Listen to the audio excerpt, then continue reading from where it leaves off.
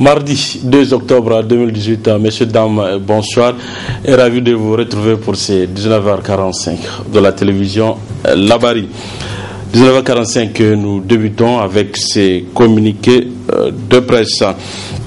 Le Niger est à l'honneur avec la brillante élection du médiateur de la République au poste du nouveau président en exercice de l'AMP-IEMOA. En effet, les médiateurs des pays membres de l'Union économique et monétaire ouest-africaine, réunis depuis hier en Assemblée générale à Ouagadougou, au Burkina Faso, viennent de porter leur choix sur leur homologue du Niger, Maître Ali Sirfi Mega, pour présider désormais aux destinées de leur association durant les 2 prochaines années. Il remplace à ce poste le Sénégalais Alioune Badra Cissé, arrivé en fin de mandat. L'Assemblée générale de l'AMP-IEMOA, qui se poursuivra jusqu'au jeudi 4 octobre, aura à arrêter avec la Commission de l'Union économique ouest-africaine le programme d'action de l'association pour les 2 années à venir.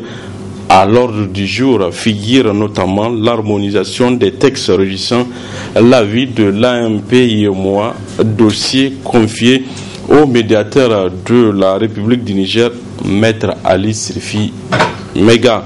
En marge des travaux qui se tient une conférence sur les crises et dysfonctionnements des systèmes éducatifs dans l'espace 6 mois, rôle des médiateurs institutionnels pour une solution durable.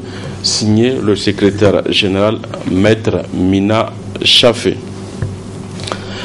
Cela dit, révision du code électoral, c'est le point inscrit à l'ordre du jour hier à la réunion extraordinaire du Conseil national du dialogue politique CNDP. Ainsi, au sortir de cette réunion, il a été convenu la mise en place d'un comité tripartite pour l'élaboration d'un rapport qui sera discuté dans 3 semaines en plénière au CNDP. Le compte-rendu de cette réunion avec la rédaction Labari.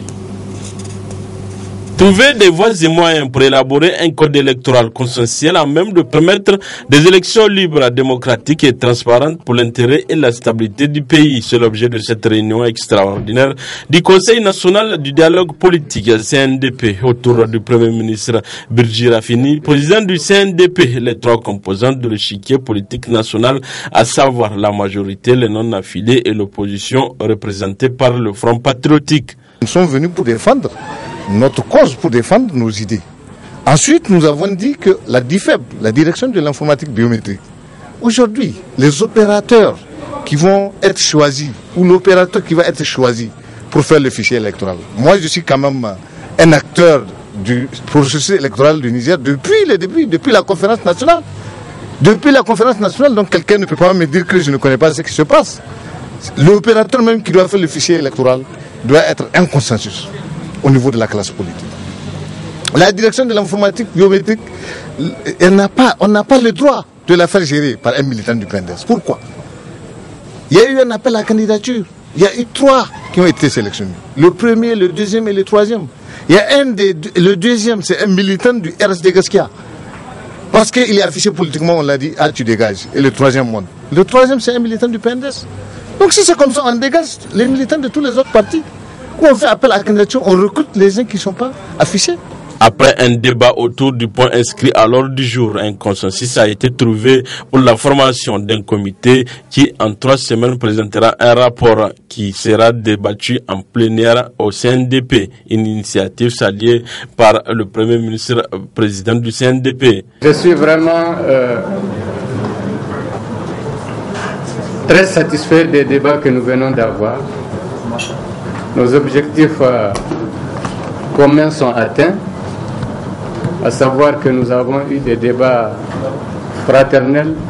Nous avons ainsi adopté un ordre du jour conforme aux vœux des partis politiques, à savoir la révision du code électoral. Nous avons estimé ensemble qu'il s'agit d'une loi que nous pouvons effectivement, si nous jugeons utile de revoir certaines de ces dispositions, il nous est loisible de le faire. dans la mesure où il s'agit de l'intérêt général, de l'intérêt du Niger. Ainsi, dans les 72 heures qui suivent, le comité sera formé et composé de 4 représentants par composante politique pour la révision du code électoral ainsi que le règlement intérieur de la CENI. Les organisateurs du Hajj et Umrah au Niger ont rendu public ce matin une déclaration, et cela pour dénoncer la situation dans laquelle s'est déroulé le Hajj session 2018. Le résumé de cette déclaration, c'est avec Asma Oussedou sur les images de Chebou Guissou. Il s'agissait à travers cette sortie des agences de pèlerinage de dénoncer la mauvaise organisation de l'édition 2018 du Hajj. Les signataires de cette déclaration s'insurgent contre le commissariat à l'organisation du Hajj Koho. Depuis le début de l'organisation du Hajj 2018, si ce n'est pas aujourd'hui, on n'a appelé aucun des organes médiatiques pour faire une intervention par rapport aux problèmes qui provoquent dans l'organisation du Hajj. À notre grande surprise, nous constatons une sortie médiatique fétide et nauséabonde et de surcroît suffocante du Djibril Boukari, le premier responsable du commissariat à l'organisation du Hajj et de la Umrah, en nous qualifiant de menteurs, en disant que le Hajj s'est bel et bien déroulé, s'est bel et bien passé, en disant qu'ils vont prendre des sanctions par rapport à nos frères.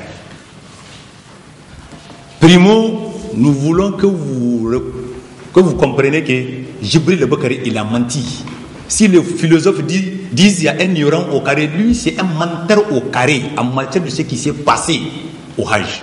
Si aujourd'hui le Hajj s'est bel et bien passé, c'est par la grâce d'Allah subhanahu wa ta'ala. Et aujourd'hui, tout le monde peut en témoigner.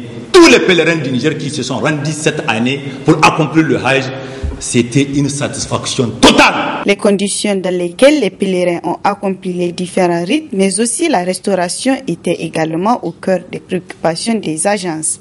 Le plus grand problème que chaque année les pèlerins rencontrent, c'est Amina. Parce que c'est dans des tentes que nous passons nos jours là-bas. Et les tentes là, c'est là où vraiment, deux fois les gens, il y a des maladies qui surgissent, il y a de quoi partout parce qu'il y a la chaleur.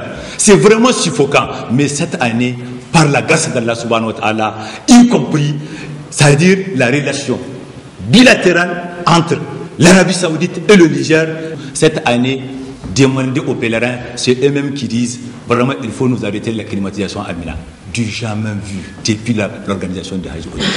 Nous avons détecté quelque chose très suffocant.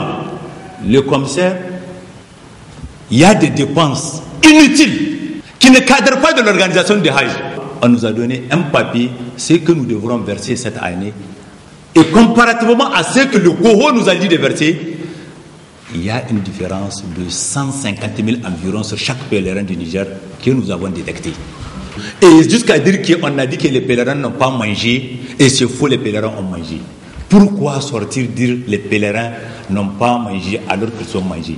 Je vous dis, voilà, en bref, ce qui s'est passé par rapport aux pèlerins qui n'ont pas eu leur droit, parce qu'ils ont payé leur argent, ils ont payé leur restauration. Mais qu'est-ce qui s'est passé? Cette année, le Niger a eu un quota de plus de 15 000 places. À peine un peu plus de 10 000 Nigériens ont effectué le Hajj. Le programme Voice a organisé cet après-midi une conférence de presse à Niamey, une rencontre avec la presse qui vise à lancer le projet Lien et apprentissage de Accountability Lab au Niger. Le résumé avec Adam Soumana et Halidou Brema.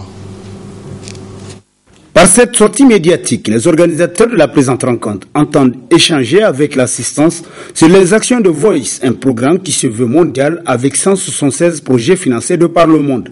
D'entre du jeu, c'est la coordinatrice mondiale de Voice qui a bien voulu présenter ce programme. Un programme initié par le ministère des Affaires étrangères aux Pays-Bas et exécuté par un consortium entre HIVOS et Oxfam Novib, qui sont deux ONG néerlandaises. C'est donner une voix aux sans-voix, c'est vraiment réaliser le manifeste des objectifs de développement durable qui, dirais-je, qui recommande qu'il faut prioriser les plus reculés d'abord. Il ne faut pas laisser personne pour compte. On a 5 groupes cibles au niveau mondial. Le premier groupe cible, c'est la personne en situation de handicap physique, mais aussi mental. Deuxième groupe cible, ce sont des minorités ethniques et les personnes, le peuple autochtone. Troisième groupe cible au niveau mondial, ce sont des minorités sexuelles. Quatrième groupe cible au niveau mondial, ce sont des femmes en risque d'exploitation, abus et violence. Et le cinquième groupe, c'est le groupe qui sont discriminés selon leur âge, donc les jeunes ou les vieux. Sa part, la représentante pays de ce programme a axé son adresse sur les interventions de Voice au Niger. Le projet Voice a été officiellement lancé au Niger en février 2017. Et de 2017 à aujourd'hui, il y a quand même eu un progrès très remarquable.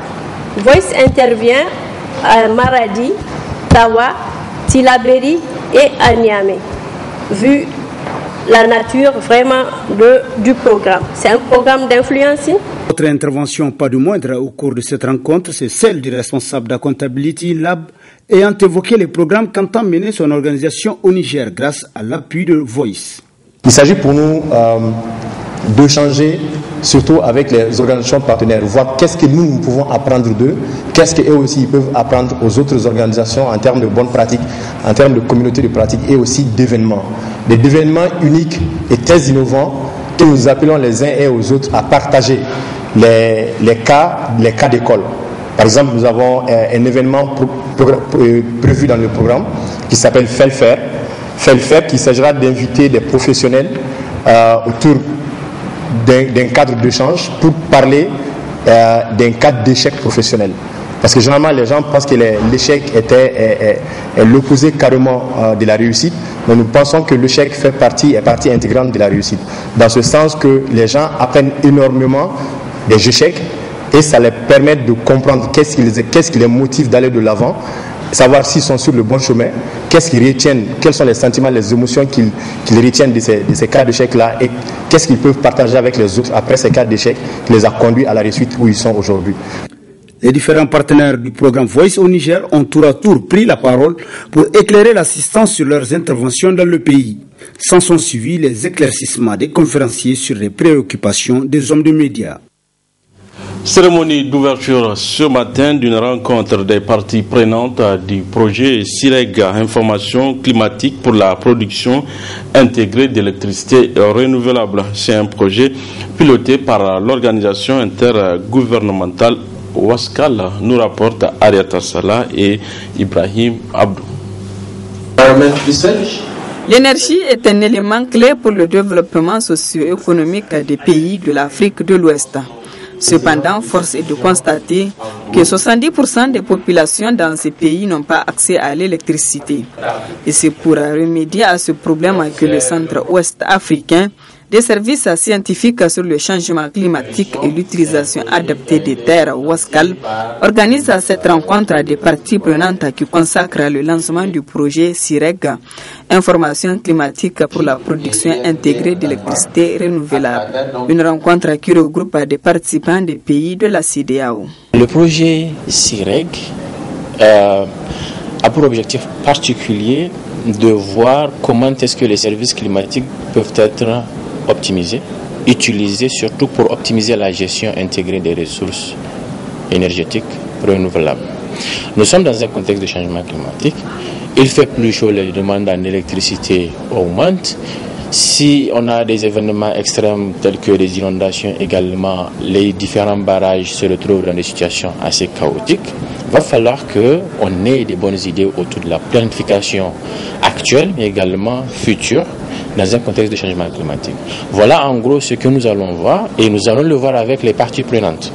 En d'autres termes, ces mêmes personnes-là qui sont les vrais hommes de terrain, qui savent où se trouve le problème, le toucher, l'identifier ensemble et essayer de trouver des solutions. Le présent atelier permet la mise en œuvre du projet SIREG et le partage d'expériences entre experts sur les objectifs du projet.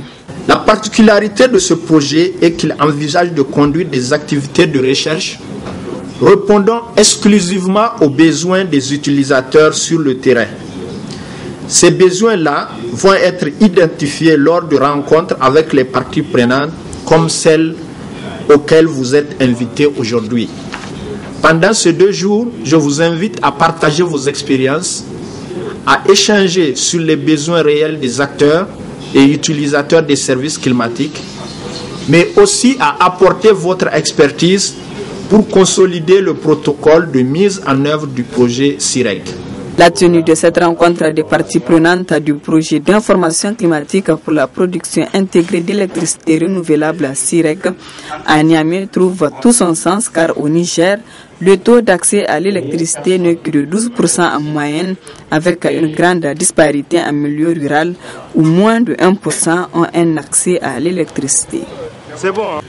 Les délégués travailleurs nigériens à la SORAS appellent au boycott du seul restaurant qui dispose à l'institution. En cause, les agents se plaignent de la mauvaise qualité de la prestation. Les responsables de la SORAS tentent de trouver une solution à cette situation, nous rapporte Hassan Saleh Mustafa dans ce reportage. Les travailleurs nigériens de la société de raffinage de Zander Soras décident de tourner dos au restaurant. Ainsi, du lundi au vendredi, ces agents ont décidé de ne plus manger au restaurant pour exprimer leur colère aux responsables de la société face à la mauvaise qualité de la prestation de l'unique restaurant. La direction générale ne sanctionne pas, la direction générale n'arrange pas. Donc c'est pour cela que nous avons décidé de boycotter pour amener la direction générale à arranger la restauration. La direction générale elle est d'accord que la qualité elle n'est pas bonne, mais maintenant elle a pris l'engagement qu'elle va s'asseoir avec le prestataire pour arranger, pour savoir qu'est-ce qu'elle va faire. Mais nous, on a décidé de maintenir notre mot d'ordre parce que nous, on a dit on n'a rien à voir avec le prestataire, nous on a affaire à la direction générale. En attendant l'aboutissement des négociations entreprises par les responsables de la SORAS suite au mot d'ordre de boycott du restaurant, les agents transportent leur nourriture. Visiblement, le mot d'ordre est respecté à la grande satisfaction des délégués des travailleurs. Un nouveau complexe scolaire de formation professionnelle a ouvert ses portes à Niamey cette année.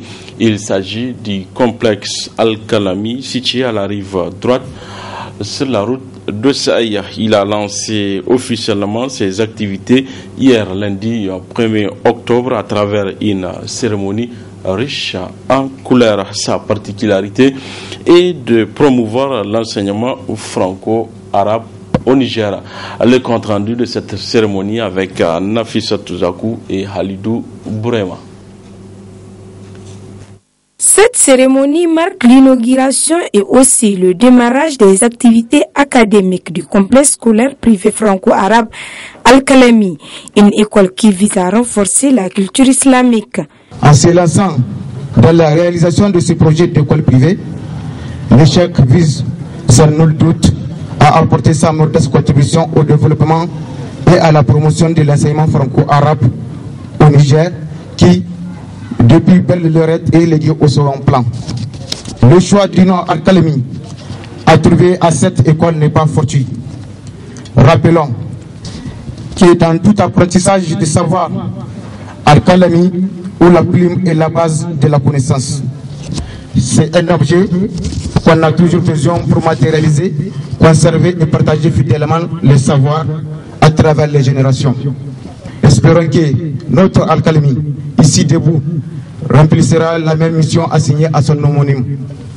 Cela dit, à l'occasion de la rentrée académique 2018-2019, Al-Kalami ouvre ses portes avec les nouveaux suivants: collège, primaire, jardin d'enfants et enfants garderie.